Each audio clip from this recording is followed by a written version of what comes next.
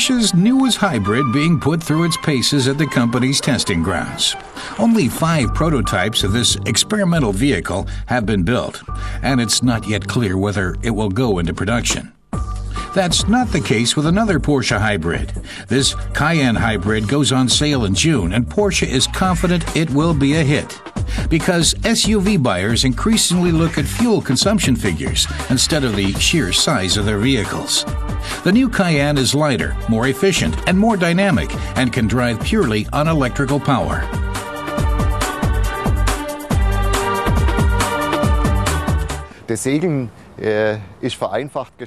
Sailing is what Rolf Frech of Porsche calls the complete disconnection of the drivetrain, so that the vehicle can roll completely on its own. He says it's the ideal conversion of energy, which makes use of kinetic energy that the vehicle gained going up a hill and then releases going downhill, or on the Autobahn, when the car just swims along with traffic. The kinetic energy is converted to forward motion, or speed, he explains. And the only thing that impedes the vehicle then is wind resistance and rolling friction.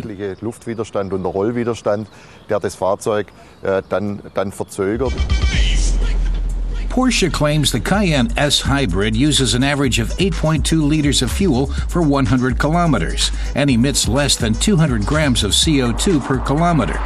Those are figures that, until recently, would have been impossible for a car like this. A new 8-speed automatic with automatic start-stop improves fuel consumption on all Cayenne models. Frech says the figures show, for example, a 23% improvement for the 8-cylinder Cayenne S. Another way of putting it, he says, is that with the European fuel consumption cycle, the new Cayenne Turbo consumes less fuel than the old 6-cylinder Cayenne, a result that Frech says is really remarkable. Im europäischen Fahrzyklus weniger verbraucht als der alte Cayenne 6-Zylinder. Und ich denke, das ist ein Ergebnis, das sich wirklich sehen lassen kann. The Cayenne is no slouch off the road either. Bjorn Leis of Porsche suggests that before drivers go into rough terrain, they should activate one of the off-road settings, Off-Road 1, Off-Road 2, or Off-Road 3. Drivers can also set the rear differential lock and use the air suspension to increase ground clearance to either off-road or extreme off-road. Now Leis is demonstrating 3 buttons with which the driver can select comfort settings for the shock absorbers. The comfortable setting would be appropriate for bumpier roads.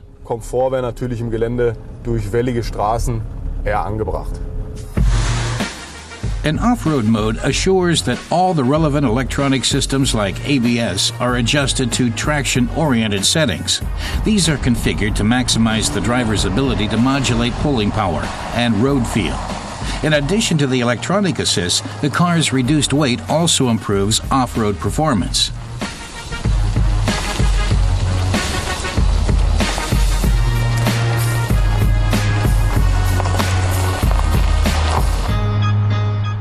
The new generation of Cayennes also look different. The car's shape has been redesigned to reflect the lightness and dynamism of the new car.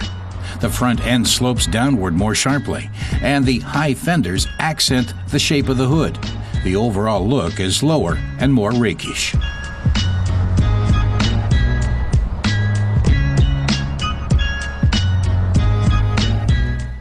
Through it all, the new Cayenne is instantly recognizable as a Porsche, outside and inside. And from the performance. Frech says the new Cayenne achieves a range of capabilities that makes it at home off-road, as well as on the racetrack. He adds that the 200 kilograms trimmed from the new models are especially noticeable on the track, where this SUV is really fun to drive. That's true especially for the new Porsche Cayenne Turbo, which delivers 500 horsepower, 700 newton-meters of torque, and a top speed of 278 kilometers an hour. The big car leaps from 0 to 100 in just 4.7 seconds. Day after day, your life's a wreck. The powers that be just bring down your neck. You get no respect. You get no relief. You gotta speak up and yell out your creed. Impressive performance for an SUV. If only it weren't so expensive. The Porsche Cayenne Turbo costs about 115,000 euros in Germany. A diesel version is available at just under 60,000 euros.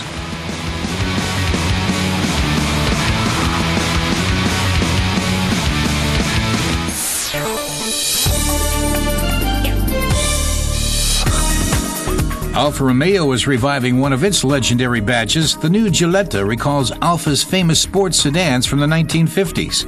It's available with 5 different 4-cylinder turbocharged engines. All are equipped with a 6-speed transmission, automatic stop-start, and optimal shifting point display.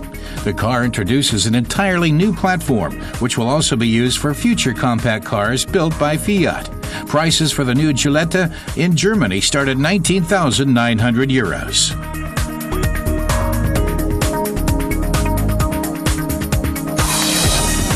Before a Bentley goes into series assembly, pre-production models are put through a gauntlet of tough quality control tests.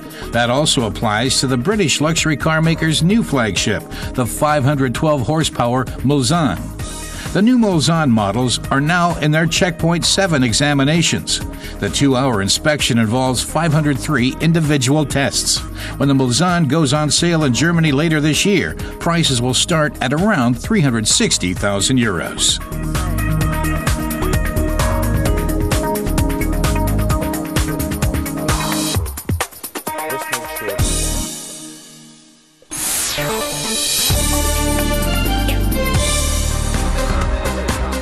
Shanghai is the world's second largest city.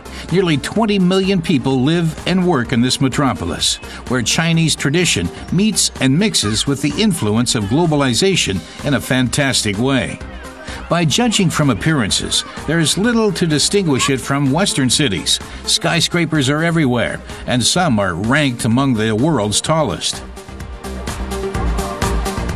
And there are cars upon cars everywhere. Some 45,000 taxis crowd Shanghai's busy streets. Almost 90% of them are not Chinese brands, but Volkswagens. So why is that? VW's China chief executive Winfried Fallen is proud to say the company's been in the country for 30 years. The first cars were the Santana, Audi 100, and later the Jetta. Fallen goes on to say VW got China rolling and that VW is the most Chinese of all the international companies, a hybrid in some ways. In their hearts, the Chinese view VW as a Chinese company, while at the same time as an international global firm with German technology, quality, and all the attributes that set Germany and Volkswagen apart from all the other makes.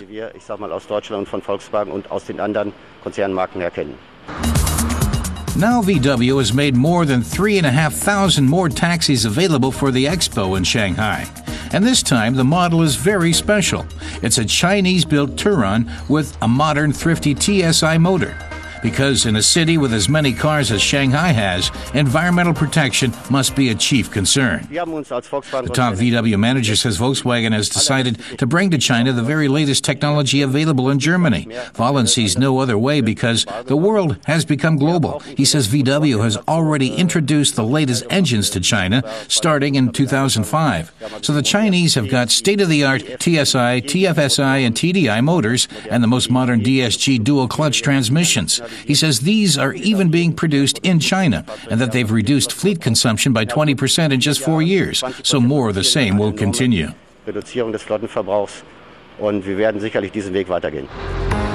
Environmental protection is the central theme of Expo 2010 in Shanghai, which is expecting 70 million visitors between May 1st and October 31st. The slogan for this exhibition is Better City, Better Life. The German pavilion, Balanced City, show the visions Germany has for an ideal urban living space, a city. It took 2 years to build a model of the ideal living area that's to be presented to visitors. The top highlight is the energy generation plant.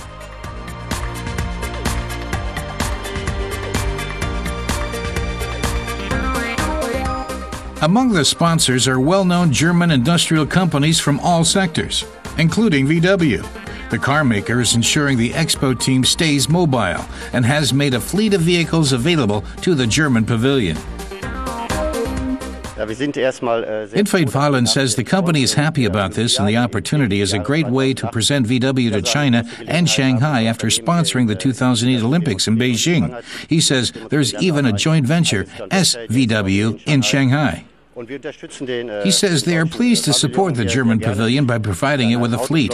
When guests arrive, they will take them to the pavilion. But VW is helping out at the Austrian pavilion as well, and the Czech pavilion, the German consulate, and the Chamber of Trade and Industry. Wir unterstützen das deutsche Konsulat und die Industrie- und Handelskammer. Wir fühlen uns verwurzelt innerhalb von. The top exec says the company feels at home in Shanghai and China, adding that it's a big honor to join in, but also a real obligation in some ways.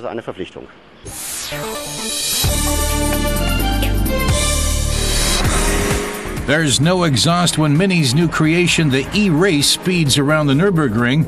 It's the racing edition of the Electro Mini, which has gone into limited production. Like its street counterpart, the E-Race is propelled by a 204 horsepower electric motor, but it is also equipped with a special lightweight body, a roll cage, and modified software to set the world of green technology alight. And with a top speed of 187 kilometers an hour, the E-Race certainly brought spark to the 20.8 kilometer long stretch. Audi is introducing the newest member of the RS family, the RS5 Coupe. Its high-revving 450 horsepower V8 can launch the car from 0 to 100 kilometers an hour in just 4.6 seconds. The RS5 Coupe suspension is stiff and the body sits 2 centimeters lower than the normal Audi A5.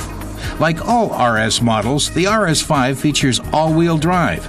Despite all the power, it only needs 10.8 liters per 100 kilometers. In Germany, a basic model sells for 77,700 euros.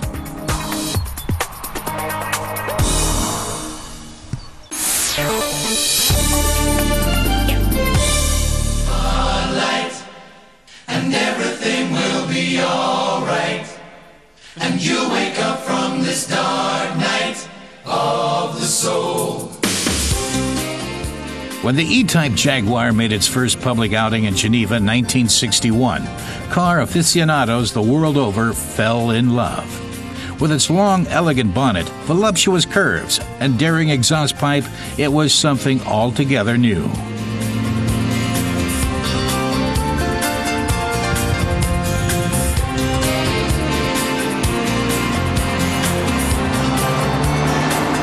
The E-Type redefined the term sports car. Competitive models looked utterly pedestrian next to this sleek, state-of-the-art roadster. And those who dreamed of cruising the streets in style could pick up the new Jag for a relatively modest 26,000 marks.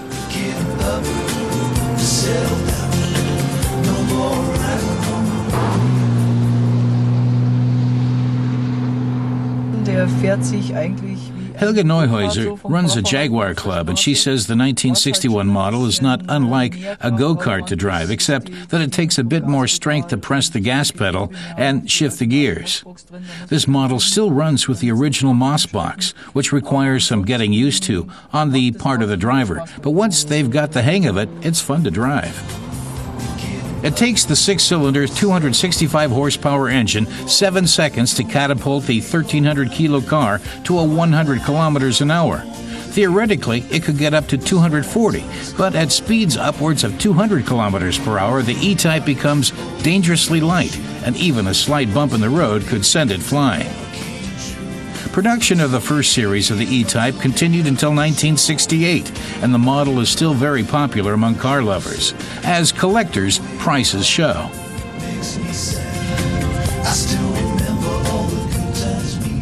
Helga Neuhäuser explains that the cheapest E-Types on the market are the 2+2 coupes from the second series. At the other end of the spectrum is the 3.8-liter model from the first series. Das beliebteste Modell, der ist natürlich so gesehen am teuersten. Malcolm Sayer was the brains behind the lasting success of the first series, and Sir William Lyons polished his design. Although it is a curvaceous car, it is also quite masculine. The basic construction of the bodywork, which was inspired by motor racing, comprises a steel unibody screwed onto a ladder frame, fully independent suspension, and 4 disc brakes. Back then, it was high-tech stuff.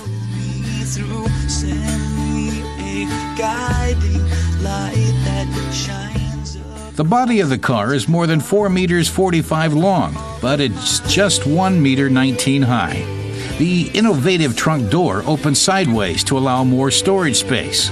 The beautiful wooden steering wheel feels nice to the touch. And the instruments are easy to read.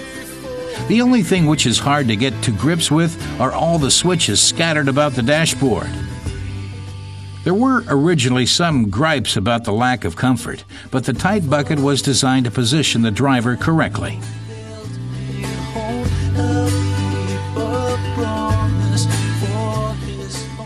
As Helge Neuhäuser says, models with a 3.8-liter engine were sturdy little cars, more so than the later 4.2-liter model, which proved to be less technically reliable. The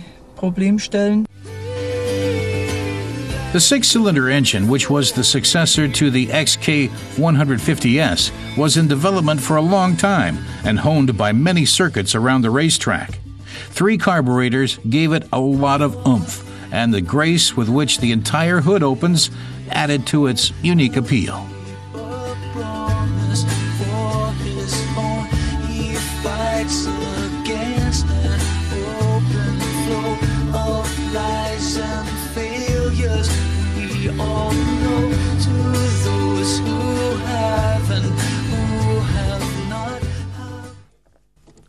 In the years it was in production, a total of 7,827 first series E-types with a 3.8-liter engine rolled onto the roads.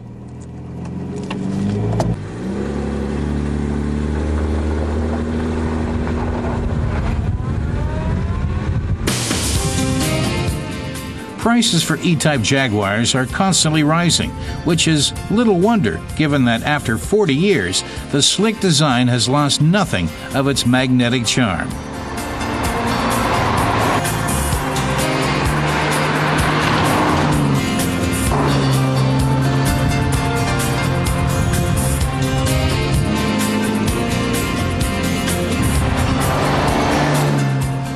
Helge Neuhäuser is not planning to part with hers anytime soon. Rather like Jerry Cotton, the FBI agent who became so attached to his E-type Jag that he became as good as synonymous with it.